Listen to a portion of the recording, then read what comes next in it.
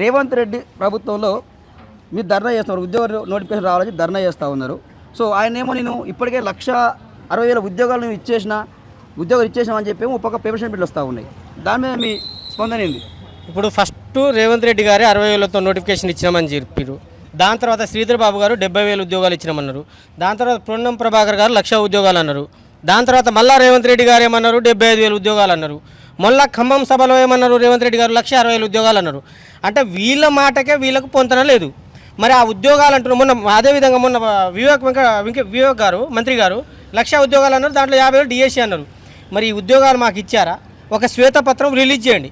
లేకపోతే ఆ ఉద్యోగాలు మాకు ఇచ్చారా, లేకుంటే జియో నెంబర్ 29కి మీరు 6 నెలలు 7 నెలలు దాచిపెట్టినట్టు మా ఉద్యోగాలు కూడా మీరేమైనా అమ్మేసి ఆ జియోలు ఏమైనా దాచిపెట్టారనేది కూడా ప్రభుత్వం మాకు స్పష్టం చేయాల్సిన అవసరం ఉంది.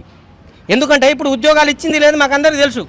మీరు శ్వేతపత్రం రిలీజ్ చేయండి. మీరు గంటకో మాట గడియకో మాట మాట్లాడుతారు, మనిషికో మాట మాట్లాడుతారు, లడ్డు పాట వేలం పాడినట్టు పాడుతూ ఉన్నారు. కాబట్టి దానికి సంబంధించి మీరు ఒక శ్వేతపత్రం రిలీజ్ చేయండి. లేకపోతే మేము అమ్మినాం, ఇగో ఈ జీవోల ద్వారా అమ్మేసినాం, గ్రూప్ 1 ఉద్యోగాలు మొన్న అమ్మినట్టు ఈ ఉద్యోగాలు అమ్మినాం అంటే చెప్పుర్రి. అదేవిధంగా మొన్న జీపీఓ ఉద్యోగాలు కూడా అమ్మిరు కదా, 10,954 పోస్టులతో మీరు నోటిఫికేషన్ రిలీజ్ చేసిర్రు. దాంట్లో 5,000 పైచీలకు వీఆర్ఓలకు అమ్మేసిర్రు. మా నిరుద్యోగులు భర్తీ చేస్తామన్నారు, ఇవ్వలేదు. మరి మిగతా ఉద్యోగాలు కూడా ఉన్నాయి. మరి ఆ ఉద్యోగాలు ఎందుకు భర్తీ చేయడానికి ఏమైంది? వీళ్ళకు ఏం రోగం పుట్టింది వీళ్ళకి? అదేవిధంగా మొన్నటి నుంచి 14,000 ఎస్ఐపిసి ఖాళీలు ఉన్నాయని చెప్పారు. మరి ఆ నోటిఫికేషన్ ఇవ్వడానికి ఏమైంది?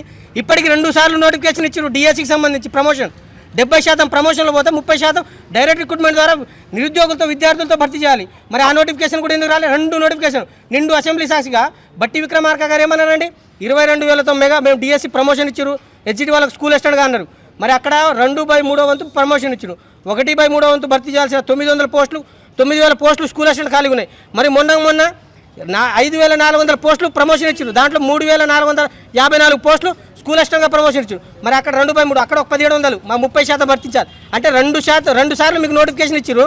మా నిరుద్యోగులతో భర్తీ చేయాల్సిన 10,700 స్కూల్ అసిస్టెంట్ పోస్టులు, అదేవిధంగా ఎస్జిటికి సంబంధించి 16,000 పోస్టులు, మొత్తం 35,000 పోస్టులతో డిఎస్సి నోటిఫికేషన్ రావాలి. ఎటుపోయింది మీ డిఎస్సి? మరి అవి కూడా ఎస్జిటి టీచర్లు అమ్ముకున్నారా, ఉపాధ్యాయ సంఘాలకు అమ్ముకున్నారా? ఈ రాష్ట్ర ప్రభుత్వాన్ని మేము డిమాండ్ చేస్తాను. మరి నోటిఫికేషన్ ఇవ్వడానికి ఏమైంది? అంటే వాళ్ళకైతే మీరు ఇచ్చేస్తారు, డబ్బులు ఏడ దొరికితే వాళ్ళకి మాత్రం నోటిఫికేషన్ ఇస్తారు. మా దగ్గర నిరుద్యోగుల దగ్గర డబ్బులు రాలేవని చెప్పేసి నోటిఫికేషన్ ఇస్తలేవా? ఈ అన్నిటికీ సమాధానం ప్రభుత్వం చెప్పాలి. మేము గ్రూప్ 1 అమ్ముకోలేదు, మేము ఏ ఉద్యోగాలు అమ్ముకోలేదు, మేము ట్రాన్స్పరెంట్గా ఇస్తున్నామని చెప్పేసి ప్రభుత్వం చెప్తున్నాయిగా. మీరు గంటకో లెక్కలు చెప్తున్నారు. ఆ అన్నిటికీ సమాధానం చెప్పాల్సిన అవసరం ఉంది ప్రభుత్వం. ఎందుకంటే మేము చెప్పినది ప్రతిదీ లెక్కలతో సహా చెప్పింది, నేను కల్పించి చెప్పింది కాదు ఇది. ఇవాళ జీపీఓ నోటిఫికేషన్ కానీ, ఎస్ఐపిసి నోటిఫికేషన్ కానీ, డిఎస్సి నోటిఫికేషన్ కానీ, ఈ విధంగా చెప్పుకోవాలంటే పవర్ సెక్టార్లో ఖాళీలు ఉన్నాయి, అగ్రికల్చర్ సెక్టార్లో ఖాళీలు ఉన్నాయి. ఈ విధంగా అన్ని సెక్టార్లలో ఖాళీ ఉన్నాయి. అన్ని నోటిఫికేషన్ 2 లక్షల నోటిఫికేషన్ భర్తీ చేయాలి. దానికి సంబంధించి జాబ్ క్యాలెండర్ ఇలా రాజస్థాన్లో 1,00,000 ఉద్యోగాలకు సంబంధించి మేము నోటిఫికేషన్ ఇస్తామన్నారు. ఆ రోజు మేనిఫెస్టోలో పెట్టారు. దానికి సంబంధించి జాబ్ క్యాలెండర్ క్లియర్ కట్గా పెట్టారు. ఎప్పుడు నోటిఫికేషన్ ఇస్తున్నావు, ఎప్పుడు అప్లై చేసుకోవాలి, ఎప్పుడు ఎగ్జామ్ పెడుతున్నావు, ఎప్పుడు నువ్వు రిజల్ట్ అనౌన్స్ చేస్తున్నావు, ఎప్పుడు వాళ్ళకి తీసుకుంటున్నావు, ఎన్ని పోస్టులు ఖాళీలు ఉన్నాయి, జిల్లాల వైజ్గా కమ్యూనిటీ వైజ్గా అన్ని క్లియర్ కట్గా ఇచ్చారు. ఆ విధంగా 1,00,000 ఉద్యోగాలను మేనిఫెస్టోలో పెట్టిరు. అదేవిధంగా దానికి సంబంధించి జాబ్ క్యాలెండర్ రిలీజ్ చేశారు. మీకేం పుట్టింది? ఏం రోగం పుట్టింది మీకు? 2 లక్షల ఉద్యోగాలు మొన్న బీసీవాల్ కమిటీ చెప్పినట్టు 1,90,000 ఉద్యోగాలని సంబంధించి మీకు నోటిఫికేషన్ ఇవ్వడానికి జాబ్ క్యాలెండర్ రిలీజ్ చేయడానికి ఏమైంది ప్రభుత్వానికి? బరాబర్గా ఈ నోటిఫికేషన్ రాకపోతే మేము బరాబర్గా ఫిబ్రవరి 4వ తారీఖు కవాతు మరియు మహాధర్నా కార్యక్రమం ఇందిరా పార్క్ దగ్గర పెడుతున్నాం. దీనికి గ్రామ స్థాయి నుంచి ప్రతి ఒక్కరు కదిలి రావాలి నిరుద్యోగులారా.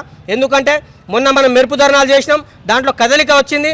అదేవిధంగా మొన్న సంక్రాంతి హాలిడేస్ ఉండడం వల్ల పిల్లలందరూ ఇంటికి పోవడం వల్ల అది కొంచెం బ్రేకప్ అయింది. కాబట్టి మహాధర్నా కార్యక్రమాన్ని లక్షలాదిగా తరలి వస్తేనే కానీ రాష్ట్ర ప్రభుత్వానికి బుద్ధి రాదనే విషయానికి, భయం కూడా కదలదనే విషయాన్ని మేము అందరికీ చెప్తా ఉన్నాం. కాబట్టి దయచేసి ప్రతి ఒక్కళ్ళు చలో ఇందిరా పార్క్ కార్యక్రమం, కవాతు మహాధర్నా కార్యక్రమానికి విజయవంతం చేసి జయప్రదం చేయాల్సిందిగా ప్రతి ఒక్క నిరుద్యోగిని కోరుకుంటున్నాను.